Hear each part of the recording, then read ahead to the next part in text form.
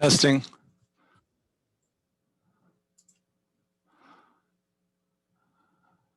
So we don't need to do any kind of explanation of what we're doing here and who we are. We can dive right in because I want to leave plenty of time for what Brian has to say. I think it'll be really fascinating. Let me ask a quick question. Everyone that's on this call, would you be able to make it on December 11th, a month from now? Is that a good time? Can you raise your hand, either virtual or actual? Okay, so I guess maybe December, since it's after the semester, is better. Okay, all right, cool. So one of the reasons that I asked you to read this short chapter on assessing community engaged teaching is, for one, this is a book that I just discovered. It came out in 2019. It's called The Craft of Community Engaged Teaching and Learning, a Guide for Faculty Development. It's the best book I have found. The most robust book on helping faculty think about how you build from the bottom up a powerful community engaged course. So I will probably be using that book in future workshops. But the reason I asked you to think about assessment is because we're in that place in the semester that we all know and love, near the end of the semester, where we are thinking about assessment very actively. And I think there's some unique issues related to our current moment about assessment. So what I'd like to do, just to frame the conversation, let me just share with you my takeaways from the reading, and then I've got a couple of questions for us to think about. So one of the points that the authors makes is a point, we're all familiar with, the distinction between formative assessment and summative assessment. Formative assessment being, finding out how well students are progressing to meet learning goals, so that we can change course and they can change course and we can adjust. Then there's a summative assessment, which really comes near the end of the semester. And I think summative assessment should always be considered formative anyway, but that's when we ultimately have to assess how well did students meet the goals this semester. Another really important point that they make is that the only way assessment makes sense is if you build your courses around learning objectives, right? If you don't have clear learning objectives, then you don't know what we're assessing.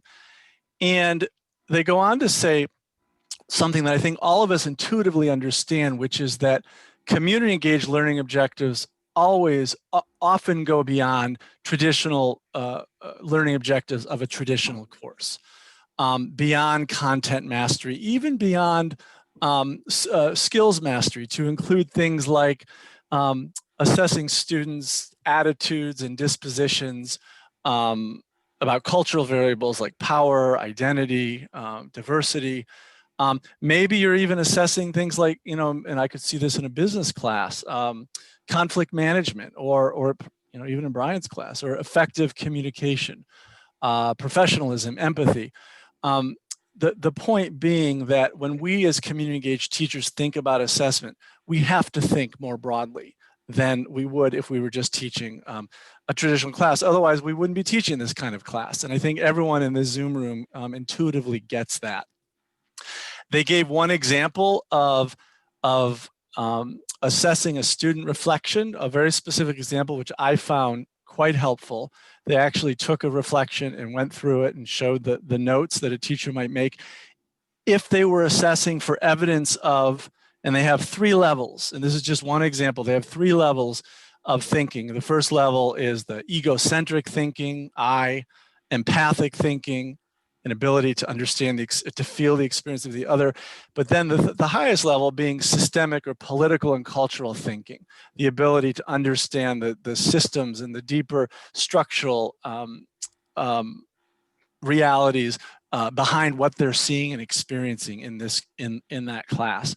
So I thought it was really interesting to see how they very specifically applied this analysis, this kind of assessment, to a student reflection, to, and so if you haven't read the chapter yet, and you're looking for new ways to think about how you might assess reflection, that's a great example.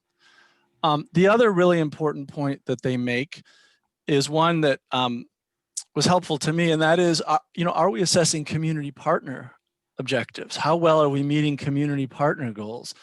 And mea culpa here, I will admit that is not something, I've always worked with a community partner. We've always worked closely together, but I have not thought about, and we do evaluations and usually informal, but I haven't actually thought about any kind of formal assessment of how well each class is meeting their goals. And they give some really interesting examples, very simple examples of questionnaires that you could use for that.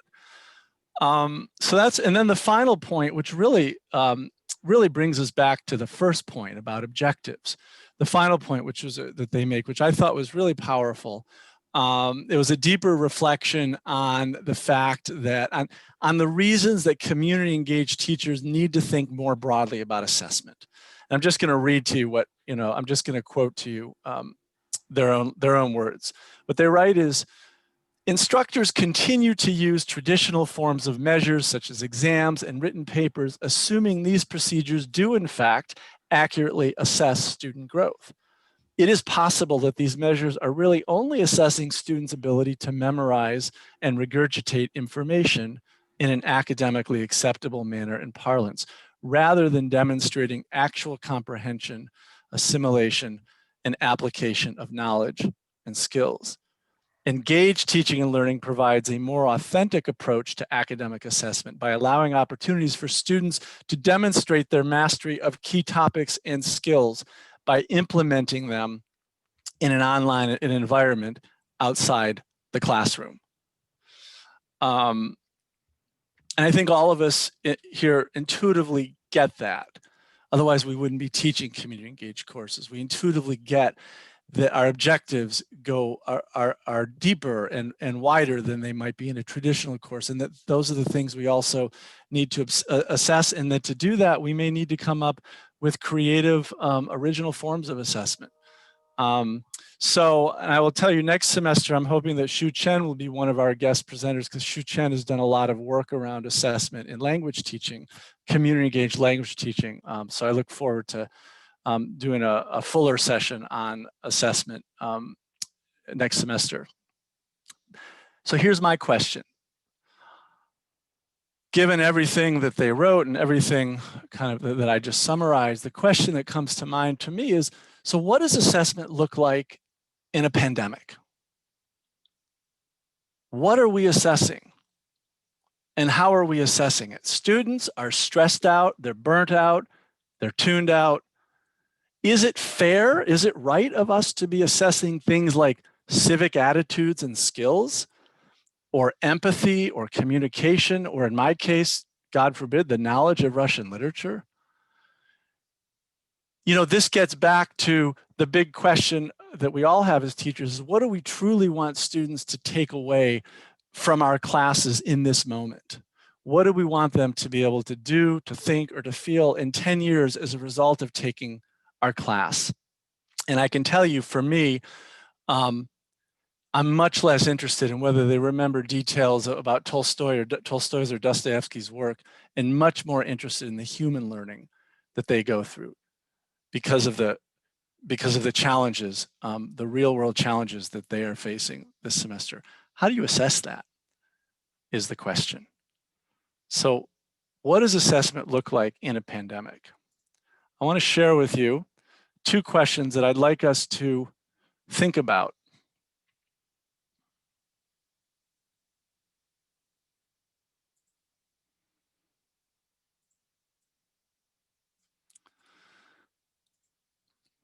In the context of your classes, so what are some of the unique assessment challenges and opportunities for your classes in the age of COVID? And how is your current approach to assessment similar to or different from your approach in more, quote unquote, traditional semesters? How many are we? 6?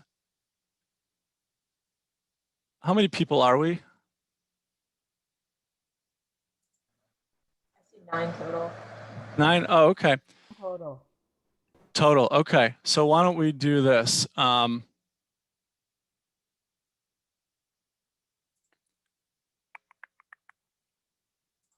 got to make Brian a co-host. I forgot to make Ellen a co-host too. Let's break into this a little big for, let's break into two breakout rooms. Hell, maybe even three. We'll see. Yeah, three breakout rooms. Let's think about these in small groups so we get a chance to share, and then we will come back. I will also put these questions in chat, and hopefully they'll carry over into the breakout rooms.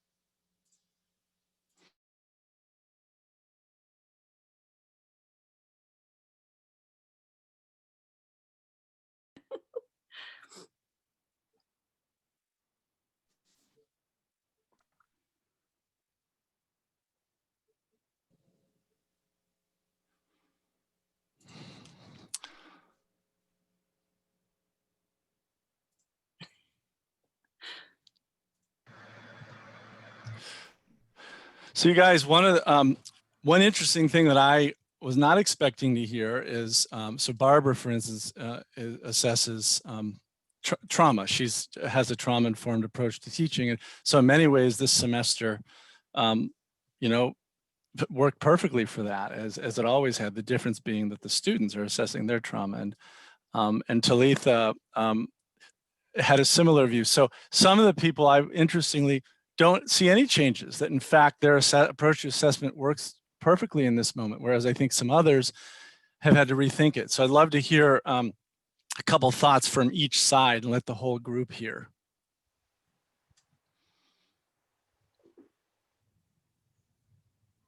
Well, it's not that I don't see any changes. It's that I've had to be fluid always. And our course is about methods of community engaged partnership and sharing power and being flexible.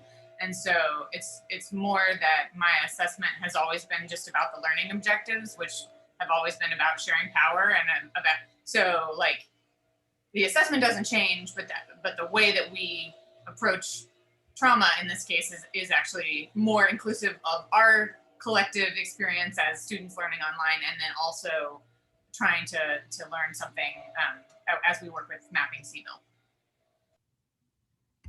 And since Andrew didn't hear my bit, my change is to focus on verbal oral test instead of written test, because I don't know if they're cheating.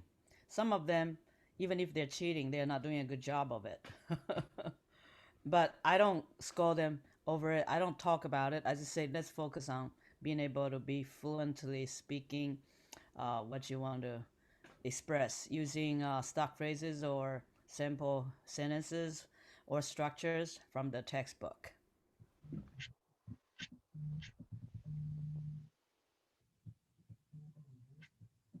Has anybody had a big struggle with assessment in this current environment? I think we were talking a little bit, I think a lot of us were talking about, being a little more comfortable and used to assessing students, like in terms of our learning and teaching goals. And that a lot of those, like Barbara was saying, have changed in some ways, but also remained much the same. But for me, the real struggle this semester has been thinking about how to kind of assess the work from the vantage point of the community partner. One of my classes has sort of almost completely like lost that aspect.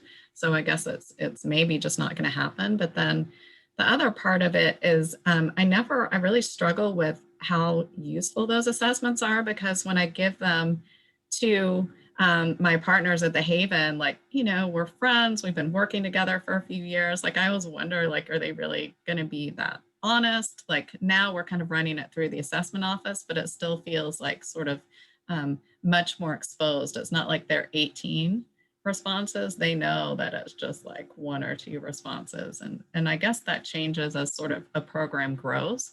But that's always been my worry about assessment, that I don't know how, talking about power feels like really out of balance there, and something that, feels really bad in a lot of ways on my end.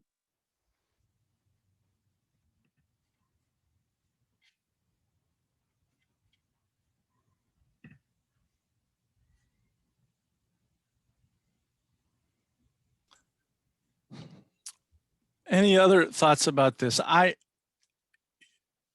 Since some ways, maybe I was imposing my own struggles onto this conversation, assuming that this is a real issue for people, really thinking differently about what to assess and how to assess in our current environment.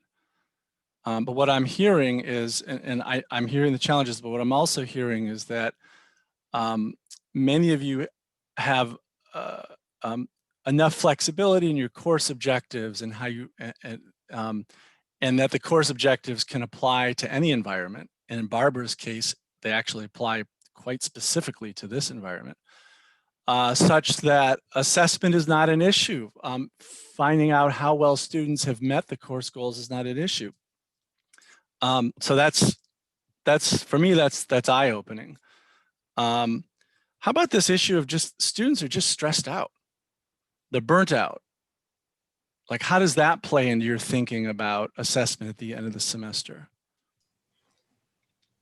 I'm one who, if I can wave my magic wand, I'd probably go with credit, no credit, as a way to kind of get a sense, because it's about learning. And as long as they learn, I think that's something that should be rewarded. But I do kind of perceive that learning may be much more difficult for some during this pandemic than for others, but they still can learn. And I think that's the primary objective. So that's one of the things that I've been kind of giving a lot of thought about. If I may add in, just from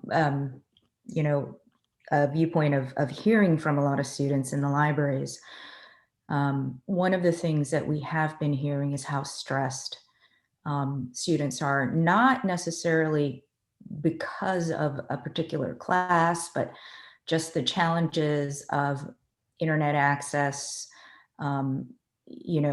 being required to do certain things like answer so many questions live in a class, and then their connection cuts out and they're having problems in being able to meet commitments, and they don't like having to ask for something special. So, there's a slight sense of embarrassment there too.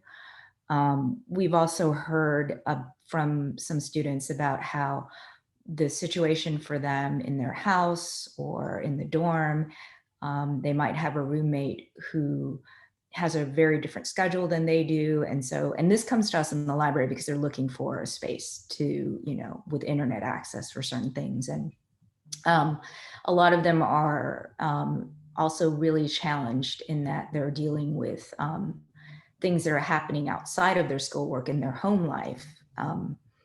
that are impacted by the pandemic. So we have been, hearing a lot about some of the challenges, both, in doing online classes and just from the pandemic. So let's do this. I think that's a really good segue into what Brian is going to talk about, and what Brian said would also have been a good segue. So let's switch our attention now. Let's give the floor, whatever you call it, give the screen to Brian. I think most everyone in here knows you, but you might want to just introduce yourself, Brian, in case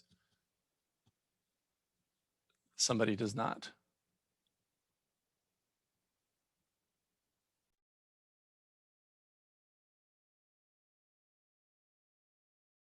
Brian, you are on mute. Are you able to see it? Yeah. All right.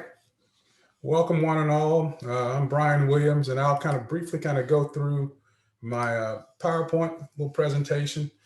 I want to talk about equitable and inclusive engagement during the pandemic towards an understanding of obstacles and opportunities. Here's a little outline. I'm going to spend a little time framing, then we're going to have some breakout discussions, and then a full group debriefing, and hopefully have some time for Q&A.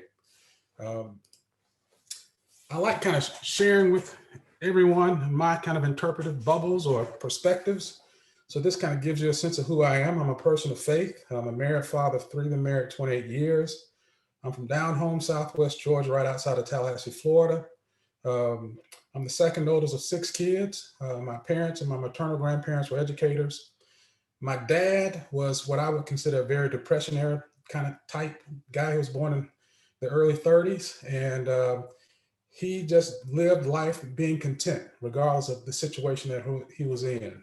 A little tidbit, I'm literally the great grandson of 2 men who were born in the 1820s. They were born enslaved. My maternal great grandfather was born in 1822. His second wife was born in 1874. That's a whole nother story. If I had time to unpack it, I can kind of tell you that. My grandmother, Princetta, was the youngest of his 27 kids. And she was born in 1910 and she passed in 2009. I was reared during the racial incorporation kind of process in the 60s, born in the 60s, late 60s. But I consider myself to be a product of a very caring community. And because they kind of invested in me, I see myself trying to kind of return on that particular investment. The professional, this is a little bit about what I'm interested in all around race, policing, and public governance. So I'm really kind of passionate about this notion of co-creation and co-production. And I see public engagement as being key when we think about reimagining and redesigning policies, programs, practices, and structures. Here's a visual representation of who I am in the context of my research, race policing, public governance as it relates to co-creation and co-production, and utilize that to kind of reimagine communities, reimagine policies, reimagine structures. I'm in the Baton School, social professor in the Baton School. I taught at the University of Georgia before coming here. I'm a dog cubes. I did all 3 degrees at the University of Georgia. 4 of my brothers also went to the University of Georgia, graduated from UGA. So we have kind of history at UGA. My oldest is a 3rd-year law student here at UVA, but she's a double dog. She did 2 degrees there. And we have our middle child is wrapping up her senior year at UGA. And our son is 11th grader here in Western Albemarle. Consider myself being an applied researcher, so really passionate about qualitative kind of approaches and methods, all big about engagement, where I try to appreciate the lived experiences of both those within law enforcement, but also the communities and residents of those communities where they serve. And I've always been fascinated by the first word of our preamble, we the people in order to form a more perfect union. So I've always kind of placed emphasis on how do we get to we, because I don't think we've ever gotten to that point. So every fall I kind of getting to we kind of little thing associated with the class I'm going to talk about in just a second. But that class, much like my orientation, is all about how do we get to this power with as opposed to this power over kind of tradition when we think about government. So I'm passionate about governance, which I see as being power with.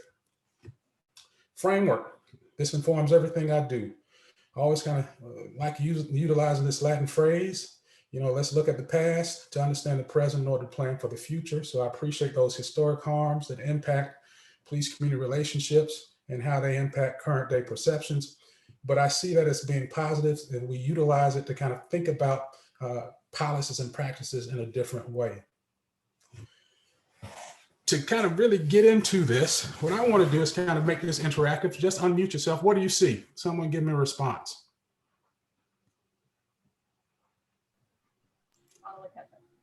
Bottle of ketchup. Okay. What's ketchup used for? How would you describe it?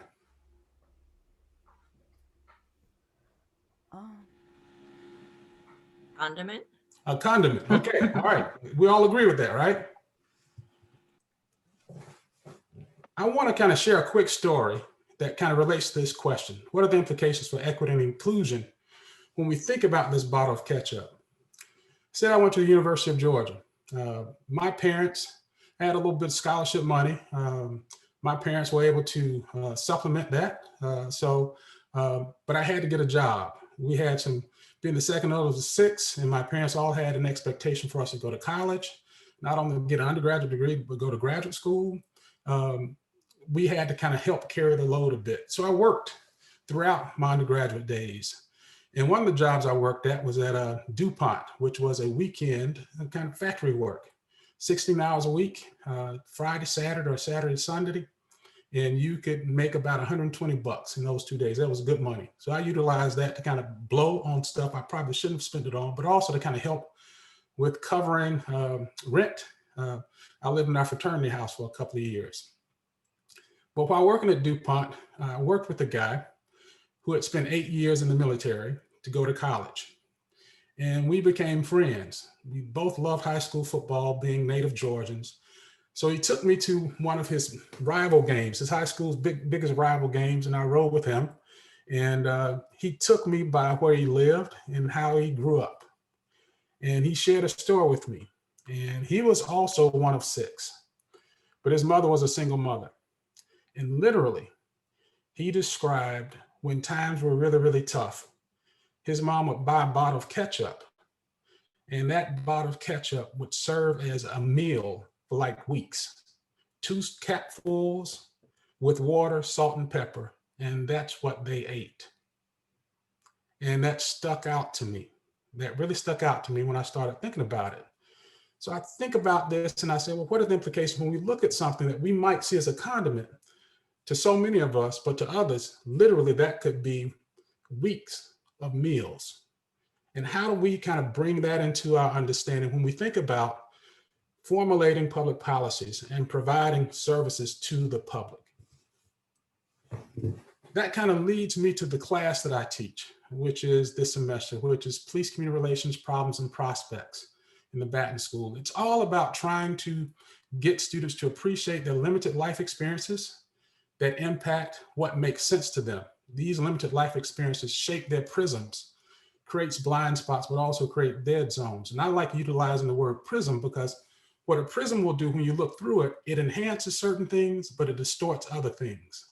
And I think our lived experiences that are limited enhances some things, but also distorts other things. And I'm really passionate about this whole notion of trying to get students to kind of go along the path from awareness to understanding to acknowledgement, to not only just individual action, but collective action, which I see could serve as corrective action. In the class, I have what I call some centering and anchoring readings this semester. So I use Richard Wright's Between the World and Me, the poem. I also use James Baldwin, Letter to My Nephew. And then the final little anchoring and centering reading is Coach's book, Between the World and Me. And I utilize this whole notion of a bridge as a metaphor. So how do we bridge the gap or chasm that span the divide between the world and others, especially when we kind of think about police community relations, in order to get students to kind of think about what are some of the opportunities for getting to we.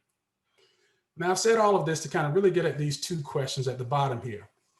When I think about, within my small group, I kind of talk about, the students at UVA remind me of the students I used to teach at Vanderbilt.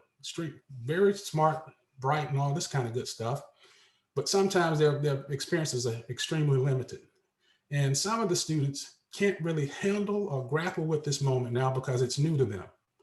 I am a child of the struggle that has been continuous, right? Since 1760s, I know on my mother's side, somewhere in Virginia, that's when we got records back what happened. Now, I also understand it goes back to like 16 something, 100 something, where I'm part Irish. So we've been able to track the white kind of piece back to Ireland, but the African American kind of side, we can only go back to like 1760s here in Virginia.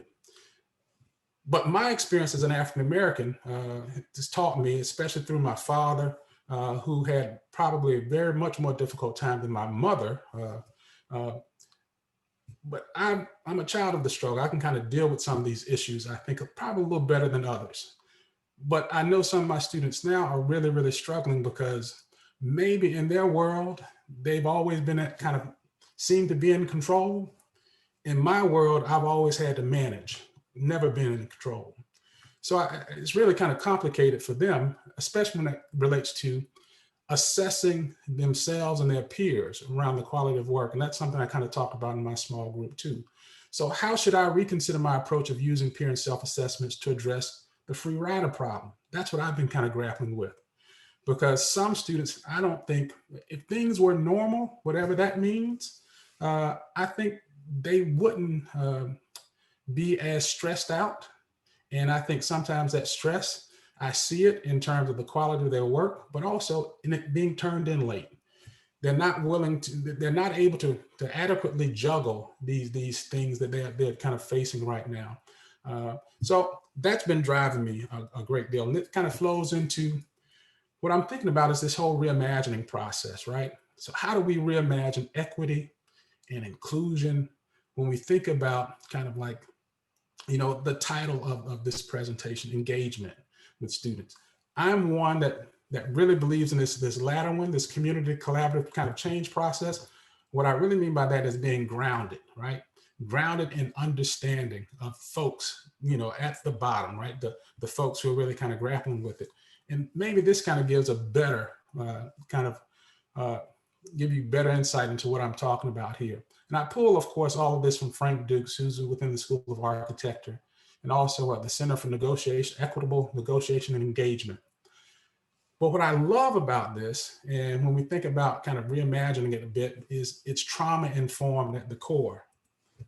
And that's what I'm kind of grappling. How do I make sure that when I think about engagement, right, I think about appreciating how it's trauma informed, how it has to be intentionally inclusive, how it needs to be responsive, seeks the truth, tells the truth, deliberative, but most importantly too, being flexible and adaptable a bit.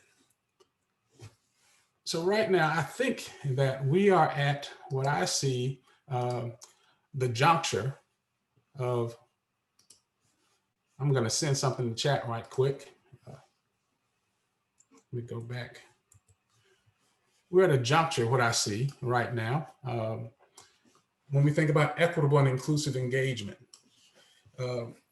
What we can kind of think about, how do we reimagine community well-being when we think about it in this broader context, redesigning public organizations, but also dealing with the racial reckoning, dealing with this whole approach to awareness, understanding, acknowledgement, this action that's corrective, collective, but also individual. And this is the challenge that I'm really kind of grappling with in terms of not only the kind of community engaged research I'm doing, but also in terms of my teaching.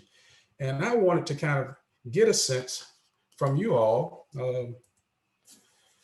since at this juncture with my students and community partners facing COVID complications, experiencing stress in different ways, where do we go from here? That's the kind of thing that I'm kind of really grappling with. How can I be authentic, empathetic, but also be effective as a community engaged kind of teacher, but also as a community engaged kind of scholar? So that's I'm really grappling with. And to kind of help me, and hopefully it might be of some benefit to others, I was hoping that we can kind of spend about 10 minutes in a breakout session. And in this breakout session, we got some questions. And I'll see if I can post these questions in chat. You can probably tell I'm pretty low tech with everyone. They should be in chat now. But the question, how do we cultivate and navigate diverse perspectives in the classroom and in the community considering COVID-19 and its complications? During this reimagining, redesigning, and racial reckoning moment and movement, how can we as teachers and researchers honor our commitment to the principles of equity and inclusion? What are the obstacles and opportunities? What sorts of assignments no longer make sense in our current environment, and which are more important than ever? These questions, I'm hoping you all will be able to kind of talk a little bit about, and then after, maybe 10 minutes, we can come back and really get to, what was discussed, what were the major takeaways, and what are the lessons that we can learn. And if I'm utilizing but maybe you guys can learn, I need to learn it. So please inform me, because these are the things I'm hoping to incorporate as we move forward. I think we're at a very defining moment in time, and I think there's some lessons that we can learn from this process. I guess I can. You'll create the breakout rooms. You want? Yeah. So we want to go back with 3 or 2. Your call. Okay. Let me see. I'll do the breakout rooms. There's only why don't we do 2 since Shu Chen is leaving, and there'll only be 3 and 4. How do we do the breakout room, with participants or?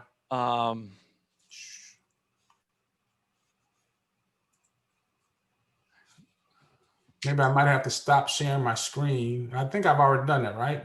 Yep.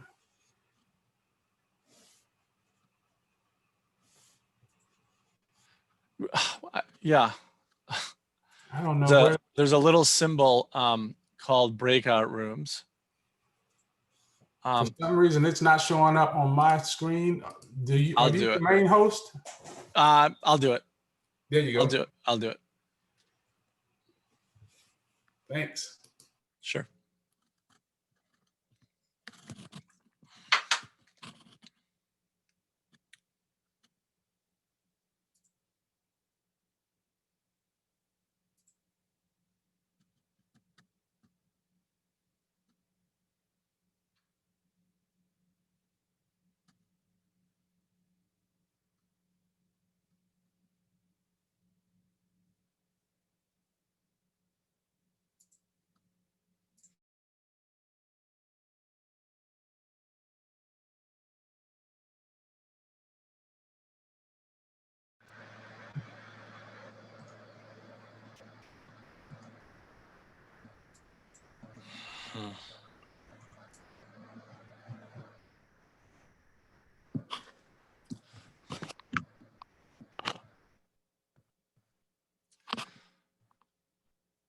Where the others are.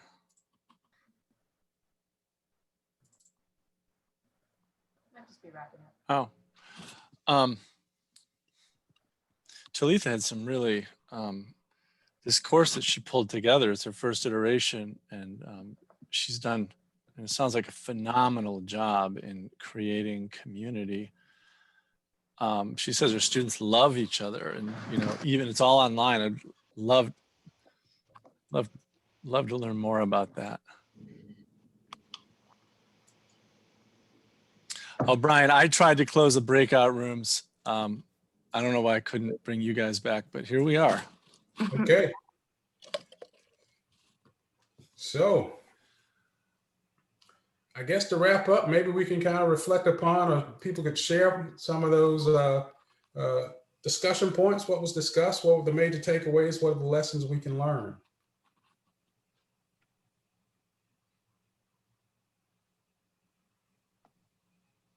Well, in our group, we talked about the importance of creating collaborative and experiential learning environment, and the benefit of that, of combining those 2 elements.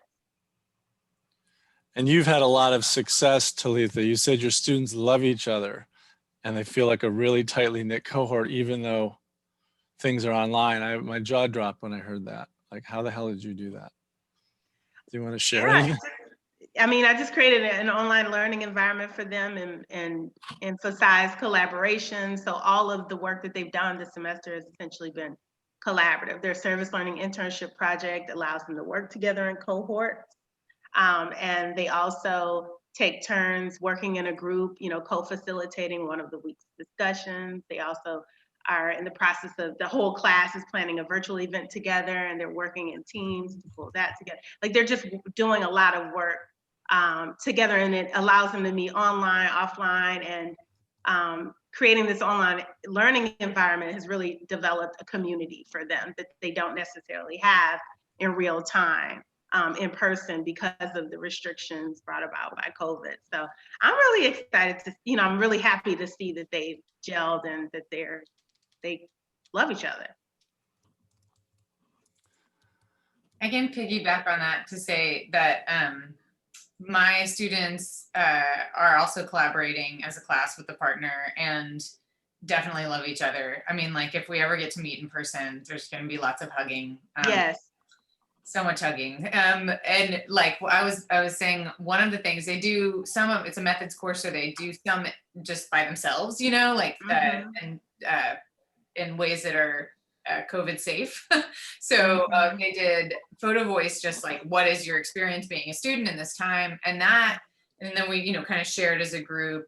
And they each shared just like one photo and titled it. And we kind of did that as a class, and thinking that the people we were speaking truth to power to were like the university, but like one of them basically came out during the photo voice. He had done this artwork and he was talking about how he's experiencing gender dysphoria because he's been able to like be himself while he's trapped in his house. I mean, really beautiful stuff. And another student who, has is trans, like was there to support him. It was like incredible. And yeah, it didn't feel at all like we were trapped in our houses for those moments. But we were talking about the difference between an elective and a required class. Like, I'm not sure I could get that done in a required course on the same. Right. Kate, did you have your hand up? Yeah, I have, so my upper level students are mentoring my lower level students. So it's writing center tutoring, writing center pedagogy. And the pairings that have been effective have been really effective. And so the first year students have this mentor, this literacy sponsor, who's helping them, with their writing and teaching them better writing habits. But then there's also, things going on in terms of things that you would only learn from a fourth or a third year that you need to learn in order to feel, comfortable and confident at UVA. And so that has been really wonderful, and I'm thinking in the future, I might do sections of this course where it is, again, just tutoring, within grounds.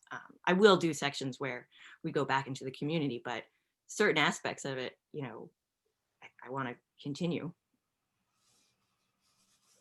All right.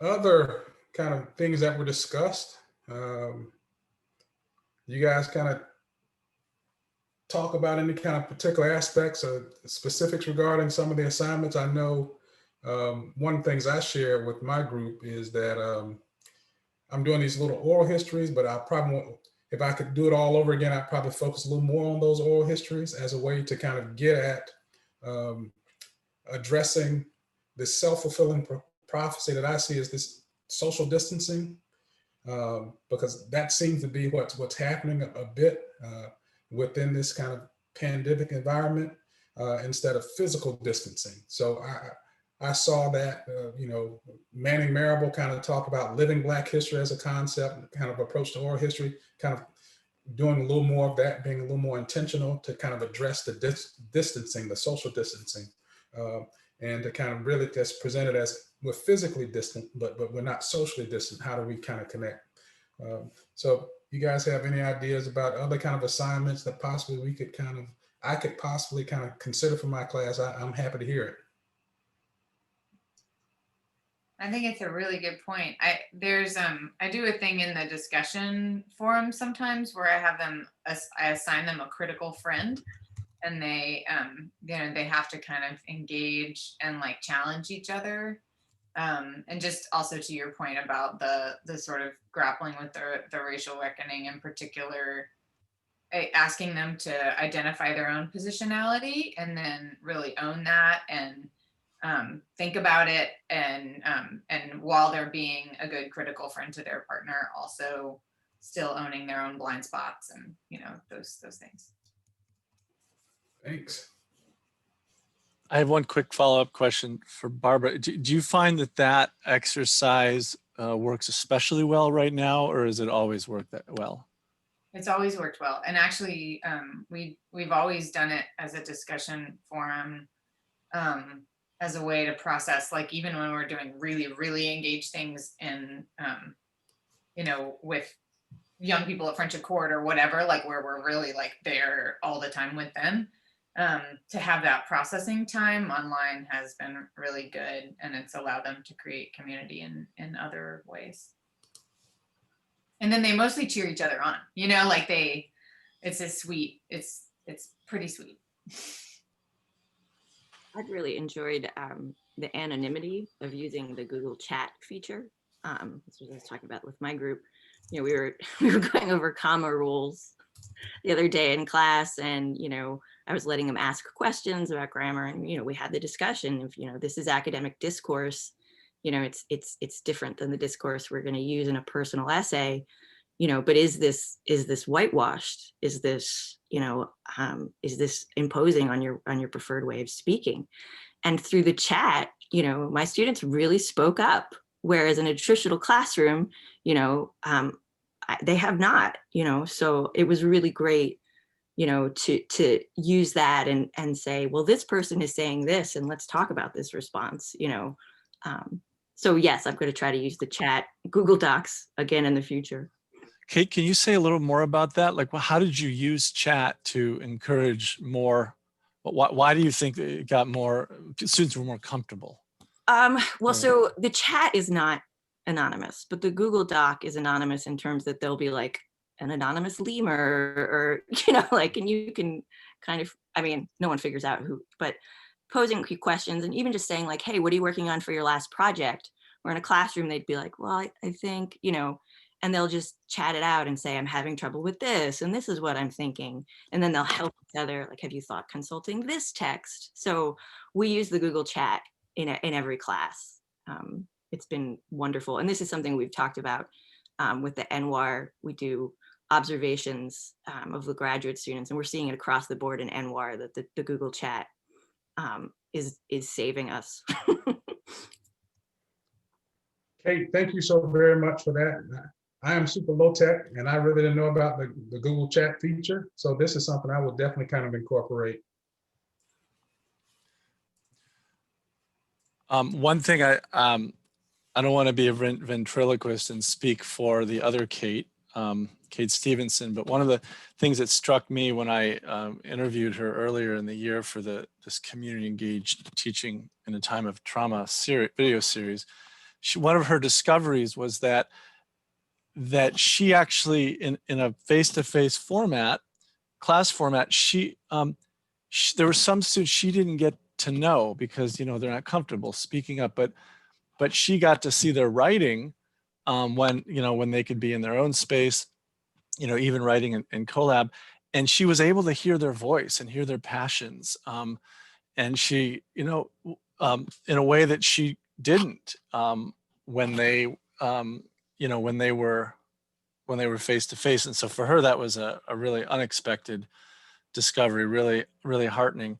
And I don't know if that, is particular to this moment, or whether, but for whatever reason, that's, some students are just more comfortable in different modalities and expressing themselves, and you really, and you get to know them much more deeply in certain contexts than others. And I think it's part of our job is to understand that and to figure out what those different contexts might look like for different students.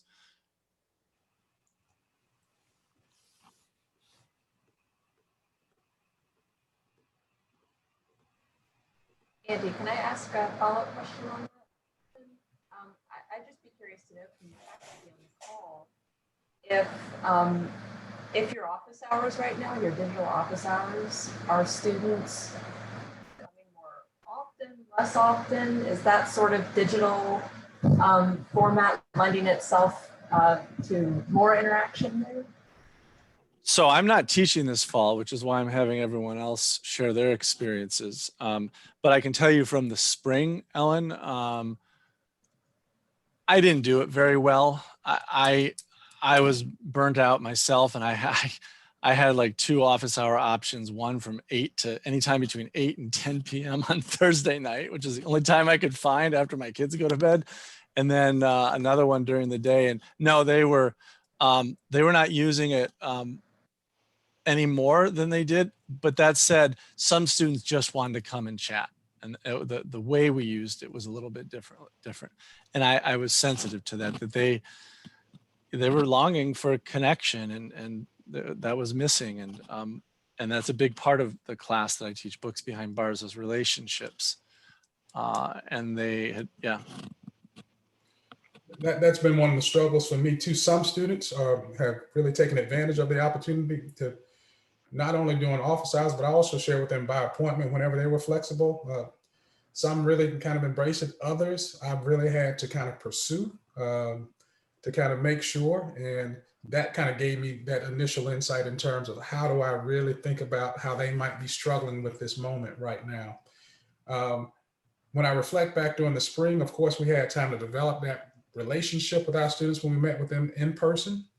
And during the pandemic phase where we're distant, they still connected with me. But I think those who I didn't have a chance to meet with personally, they just haven't connected to the degree that I would like for them to connect. But I'm trying to kind of understand, what might be some of the reasons for that. And then moving forward in the spring, how could I kind of take that in consideration and make sure that they understand that the door is open. We can connect. But hopefully it'll be better next spring than it was this fall. I don't know about that. I've had students coming pretty regularly. They have a sign up on Colab, and I think that that's actually been really helpful for them to feel able to do it. And then of course they don't have to come to me, which seems to make some of them more willing than they would have been otherwise. So it's I have it right after our class, because that's typically when people want to come talk to you. Like in a physical space, often I feel like they kind of hang out afterwards by nature. So I've always started doing that. It's just like, well, I'm just going to do it for the 2 hours after class, because that's when you want to hang out with me, it seems.